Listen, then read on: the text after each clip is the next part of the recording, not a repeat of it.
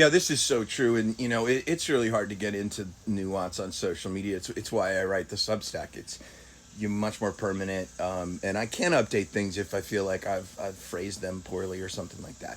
Um, no, every note technically is not improvised in that it's made up on the spot because some of the notes, we'll use Liz Reed again, are you know, choreographed and structured the song.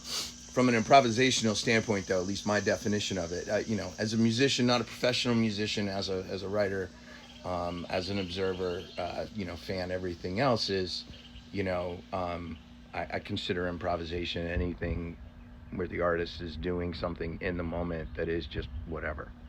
And that's the Allman Brothers. That's their music 100% of the time. Even if there is structure to get you from one part to the other, it is still, to me, improvisation because of the approach and how they're going about doing it. I mean, look, I used to get super tired of One Way Out and Statesboro Blues on tapes I would get, especially like the 90s era tapes. I was like, man, the song's it's the same every time. But it's not.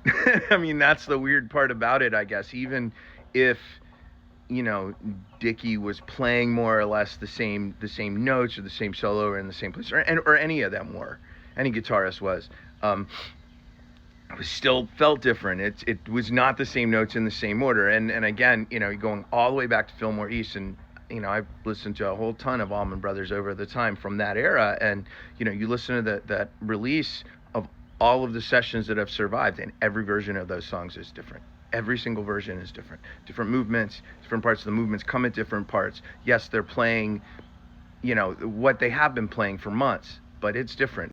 It's improvised.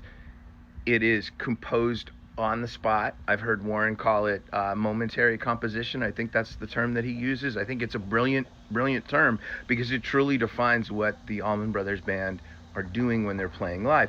And that's why initially Dickie really struggled in the studio. First couple records, particularly that first one, he really did capture it with Brothers and Sisters, and then again, I still think High Falls is the most brilliant composition that they put down in the studio outside of anything with Duane. But they were making it up on the spot all the time. That is the genius of what that band was. And then my whole point here was about at Fillmore East and why it was so special. And that's because they didn't go in there and say, okay, we're going to play this for 4 bars and we're going to move here, we're going to do this. Like they improvised that record. They improvised their most important record. Long live the